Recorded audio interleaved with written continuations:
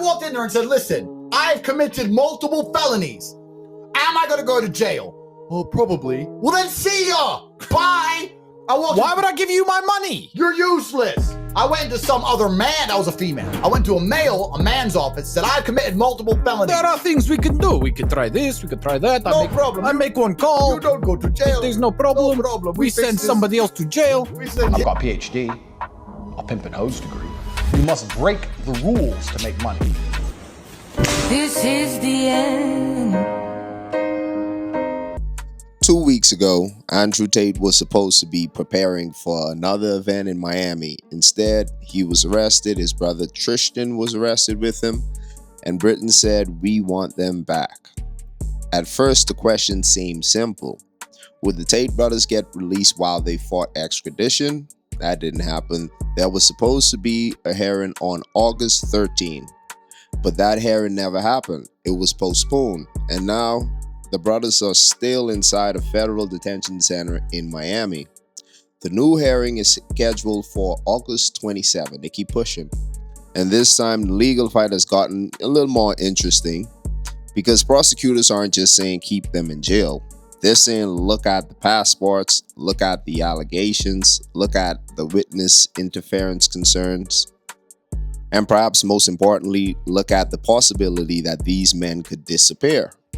The original plan was for Andrew Tate to appear before U.S. Magistrate Judge Lauren Lewis on August 13. Their lawyers wanted them released on bail while the extradition case continued so they could go and flaunt and do what they got to do and talk about how awesome they are and how, they're not going to prison. That's basically why he wanted them out, in my beliefs. Or he wanted them out so they could continue self-snitching on themselves. I don't know. The judge agreed the hearing was moved to August 27. That means the brothers remain in federal custody for at least another 2 weeks. And there's another important deadline. Britain has until September 16 to submit its full extradition request and supporting evidence to the U.S. State Department. No formal extradition hearing date has been set yet. So this isn't ending next week. It could take months. In other words, the Tate brothers aren't waiting for a verdict. They are waiting to find out whether they'll even be sent to Britain to face allegations there. We don't know really what's going to happen, to be honest, but from documents, law and the extradition treaty, from what I understand, they are, if the package come through and everything they say there, they can actually charge them. They have evidence to charge these guys. And they send in that package. I do believe legally they're allowed to extradite them legally with what they got going on right now. And I could be wrong.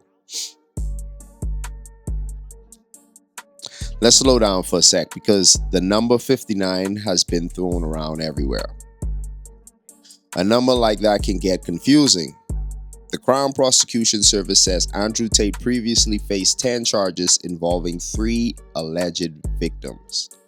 Tristan previously faced 11 charges, also involving those 3 victims. Brothers were sharing. That's 21 original charges. Then on July 19, British prosecutors announced additional charges involving 4 more alleged victims.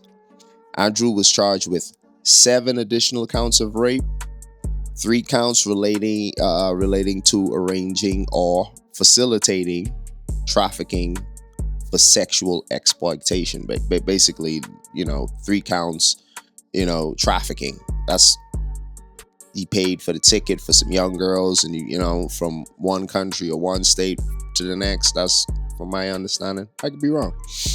3 counts of assault that actually,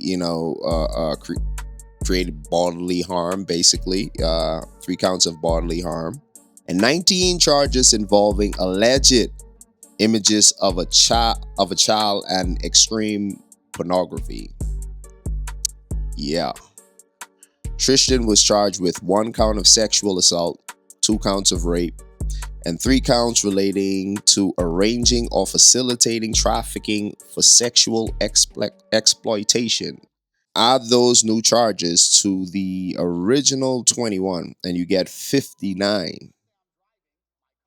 7 alleged victims, and this alleged conduct is stretching from 2010 through 2017. I don't know when they pop up. I don't think I remember seeing the Tates in 2017.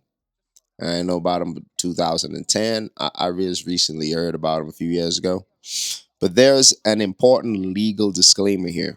These are allegations. The CPS itself says charging someone is not a finding of guilt. We all know that. You gotta prove it, right?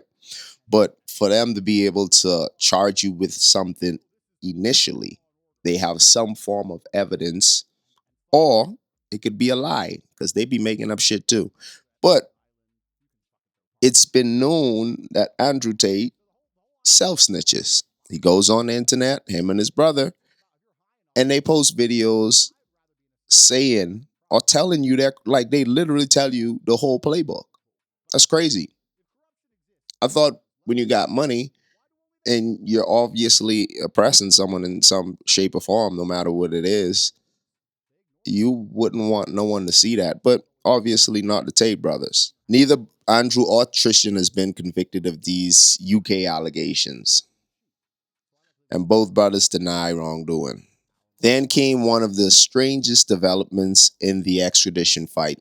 Passports, lots of them. According to the court filings cited in reporting on the case, British authorities raised concerns about the brothers' travel documents and identity.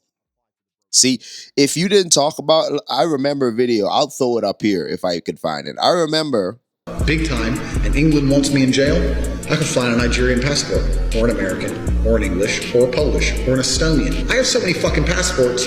What, are you gonna block them all? I've got 4 more I haven't even named on YouTube. They can't stop me. This guy talked about having all these passports. Why would I want to tell anyone I got a bunch of passports? Why would I want to tell anybody I know how to run? I know how to disappear.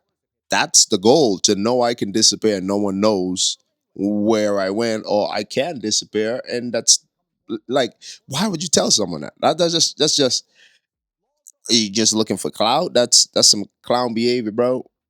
Prosecutor says Andrew has access to travel documents connected to multiple countries, including the United Kingdom, the United States, Estonia, Nigeria, Poland, and Vanuatu. I don't know, bro. I don't know. And there's Tristan. British authorities said he possessed a Mexican passport bearing his photograph and date of birth, but under another name, Vladimir Scorpius. Well, do your thing, buddy. Yes, Vladimir Scorpius. The name of a fictional villain from a James Bond novel. These niggas fake as hell. I ain't gonna lie, this is funny. They just be making up stuff to be, you know, to be cool. Like, I mean, you are what you are. You don't. I mean, you could fake it, but it's kind of coming out that you've been faking a lot of it. Passport fake too. The name of the fictional villain from a James Bond novel. According to the filings, Tristan also used the name in connection with a UK company called Scorpius Ltd. Now, that sounds almost too ridiculous to be real, but this isn't a movie. It's a part of the evidence prosecutors are using to argue that the brothers could be a flight risk. And Andrew has also previously boasted online about having multiple passports and identities. So, you know, the defense has a very different argument. They say the brothers are also recognizable, that disappearing would be extremely difficult. Now, well, hey, you could use that too. That's a good argument. They're really recognizable. They can't really disappear. But why? The only thing they talk about is disappearing or being able to disappear. You invited that issue. It's no one's fault but yours. Their proposed conditions reportedly include surrendering their passports, all of them too. Is crazy. Location monitoring, A strict release condition. So the argument becomes multiple passports mean flight risk versus being internationally famous makes fleeing almost impossible. That ain't true. I mean, even though a lot of people know you, that doesn't mean everybody knows you. Just got to find the right place where you're just a regular bald white guy, and no one knows you and just chill there. It's not that hard, buddy. You got money, you got jets. It's not that hard for you. And on August 27, that's one of the things the judge will have to consider. The US prosecutors aren't asking the judge to keep them locked up simply because Britain wants them. They're pointing to something bigger. They argue there is a strong presumption against bail in international and extradition cases because just allowing them, just giving them leeway to run from extradition if you let them out, I guess. And they say the seriousness of the British allegations combined with concerns about flight and allegations of witness intimidation in Romania create public safety concerns. That's a major development because now the detention battle isn't just are the charges serious, it's can the United States trust these men to remain here while Britain prepares its case. The defense says yes, the government says no, and the judge has to decide. Meanwhile, the Tate brothers have spent weeks inside the federal detention center in Miami, and Andrew Tate has been talking about it from behind bars. He has continued posting messages online. I really don't know how he's getting those messages out there. Chances are he's just quoting and someone is posting for him. I don't know. Because if they in lockdown, I'm sure they're searching. These guys are well known. Yeah. He has complained about dirty or warm water. You're a top G. Stop complaining. Noise from neighboring inmates. Bro, it's prison. Poor sleeping conditions. What did he thought he went to a 5-star hotel or what? And limited recreation. Oh my goodness. You think he's in a movie. His lawyers have described the conditions as harsh, but prosecutors have pushed back. They said the brothers are being held in a special housing unit for their own safety. The Bureau of Prison says the facility's water was tested and found drinkable. Okay, prosecutors said the brothers have access to food, water, legal counsel, and recreation. And they argue the conditions are lawful and constitutional. So now we have another battle, not just over whether Tate should be released, but over what life inside the detention center actually look like. But he's the top G. Why is this even a conversation? The top G don't complain about nothing. He do 1,000,000 push-ups, a million pull-ups, and he haven't even had breakfast yet. Like, that's the top G. Why is he complaining? I believe just some craziness. I think it's a lie. I don't think the top G is complaining about this. Stop talking shit. Someone's lying on the top G, man. Say he complaining about these things. This man is not complaining. He's not. He's the top G. There's no complaints on his side. Have you watched any of his videos? He's the man. Him and his brother. Don't judge them. I believe someone is trying to murky their name, trying to put it out, Get them guys a break. This is all horse shit, though. I don't believe in that. Anyway, and prosecutors made one comment that immediately became a headline, describing the detention center. They initially said, it's not a Marriott hotel, which, to be fair, nobody was expecting a presidential suite. But the comment highlights something important.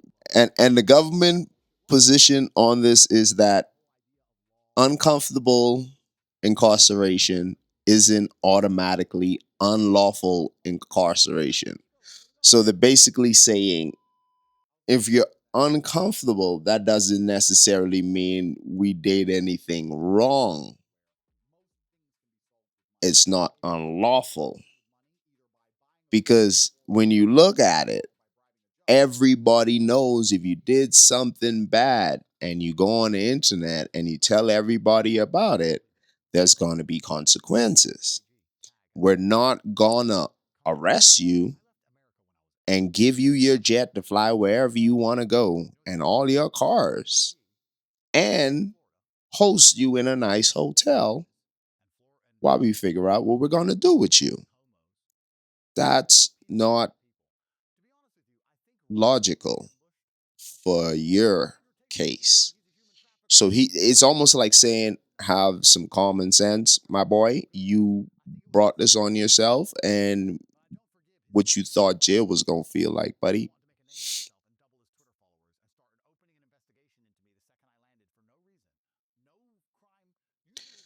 The Bureau of Prison has acknowledged problems at the Miami facility, including water pressure problems, air conditioning issues, and damage to some legal visit rooms. There was also a July incident involving detainees and staff in which pepper spray was deployed. According to the Bureau of Prisons, the facility says those issues are being addressed. Meanwhile, the Tate brothers remain there. And then there's the political question, because from the beginning, people wonder whether Andrew Tate's political connections could change the situation. They was wondering if Trump would get him out. His supporters wanted President Trump to intervene. His lawyer, Joseph McBride, publicly pushed that idea. But the legal system hasn't simply stopped because Tate has political supporters. The extradition process is moving through federal court. And the White House has indicated it does not intend to simply override that process. That matters because the Tate's entire public image has been built around power, connections, influence, and the idea that powerful people operate by different rules. He's right, but why did you tell everybody about it so you could you blow up everybody's spot who mess with you? Like if I'm you my homie and I f's with you, you just blew up my spot. If I could help you in any shape or form, I wouldn't be able to now because now you blew up my spot. I mean, I could send somebody else. That's probably what they're gonna do. And the idea that powerful people operate by different rules. But extradition laws doesn't care how many followers you have. At least that's the theory, we hope. And now someone from inside Tate's own operation is speaking publicly. Her name is Tate Prescu. I can't pronounce that. She spent more than 3 years working as a publicist and a crisis manager for Andrew and Tristan Tate. She wasn't watching the story from the outside. She was part of the machine. Her job was helping manage the Tate brand. Okay, so Ghislaine Maxwell. My bad. The controversy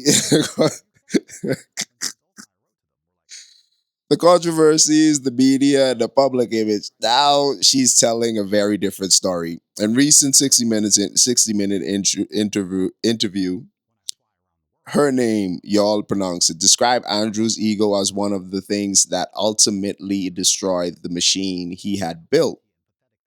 She also said she warned him not to take the trip that eventually led to his arrest. But according to her account, he believed he was untouchable. And that's the irony. For years, the Tate brand was built around the idea that ordinary rules don't apply to them. Now, his former publicist is saying that that very belief may have contributed to his downfall. So his publicist know what's going on. You know what I mean? Like that ego, bro. You just kill yourself. You self-snitching, all of this, whatever. I hate, bro, but I don't need to touch fire, to know that motherfucker hot. So in my mind, I do believe that he brought most of this on himself because when Tate was just doing his thing, and I think the first information I heard was, or video I heard was him saying he pimping hoes. Pimps don't go out there saying they pimps. You obviously know they pimps. You could see it from their swag, right? And a lot of pimps you probably won't know are pimps. But this man went out on the internet and screamed out he's a pimp to millions of people. Like, you, what? How do you, yeah, you don't feel sorry for someone that snitched on himself. What would they say? Anything can and will be used against you in a court of law if you don't shut the F up. And he didn't do that. There's another development that doesn't come from a courtroom. It came from the United Nations. A UN expert publicly welcomed the extradition proceedings against the Tate brothers and called for accountability. The statement emphasized the seriousness of the allegations and the importance of ensuring justice for alleged victims. But again, there's a distinction we need to make. The UN statement does not mean Andrew or Tristan Tate have been found guilty. It means an international human rights expert is calling for the allegations to be properly addressed through the justice system. And that's exactly where this case is heading. I guess, because a lot of times when you self-snitch too, I've seen that with cloud chasers, their self-snitching is not exactly what they did. They're just saying that to be cool. I don't know if this is the same situation where a lot of the things that he's said were actually not true. But if if what he said isn't true, that would mean the allegations against him with these women are not true. So it kind of seems like he did all the things that he said he did, or all the things he said he was going to do or trying to do, he's probably done them all, because there's some cloud chasers that just lie. I mean, they just lie. But for him to have victims, yeah, this is a different story. Here's where things stand as of August 18, 2026. Andrew Tate, still detained. Tristan Tate, still detained. Britain, still seeking extradition. The defense, still fighting release. The government, still arguing they are a flight risk and public safety concerns. The brothers still denying wrongdoing. The next major hearing, August 27, and Britain's deadline to provide its full extradition materials, September 16. No extradition trial date has been set. No British criminal trial has happened. No verdict exists. And that's important because social media has already started treating this like the ending.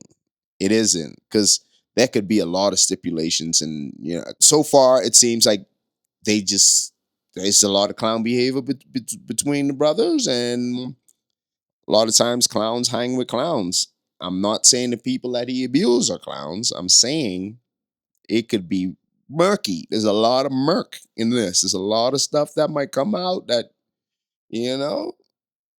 might find out they're worse. Or none of the stuff that happened was true. We don't know. Suppose August 27 arrive and the judge says no bail. The brothers stay in custody while the extradition process continue. Then Britain submits its evidence. Eventually, the U.S. courts will consider whether the legal requirements for extradition have been satisfied, and if extradition is ordered. The case moves towards Britain. That's where the allegations would ultimately have to be tested in British criminal court. But if the judge says release them, then the Tate brothers could potentially fight extradition from outside the detention center under whatever conditions the court impose. Passport surrendered, electronic monitoring, travel restrictions, whatever the judge decides, either way the case doesn't disappear. And that's the real story here. Not whether Andrew Tate is an entertaining guy, not whether you like him, not whether you hate him, not whether he has millions of followers or not, and not whether his critics or supporters are louder. The question is much simpler. Can a man who built his identity around being untouchable actually be held accountable? Like if he's the next, homeboy. Or will this become another chapter in the story he's been telling his followers for years? That the system is always against him specifically when he's snitching. And he's always the victim. Right now, nobody knows how this ends, but One thing is certain. The man who spent years telling the world I can't be touched is currently waiting inside a federal detention center for a judge to decide whether he can walk out. You know, some untouchable people get touched sometimes. I don't know. Pause.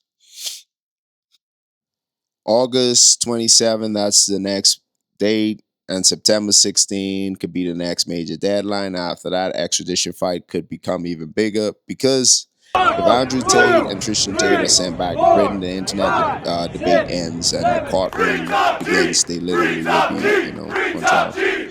Courts don't care about followers. They care about evidence. We hope. I couldn't believe it. And I was tweeting every day at the AG, tag at the AG, come get me, come arrest me. I left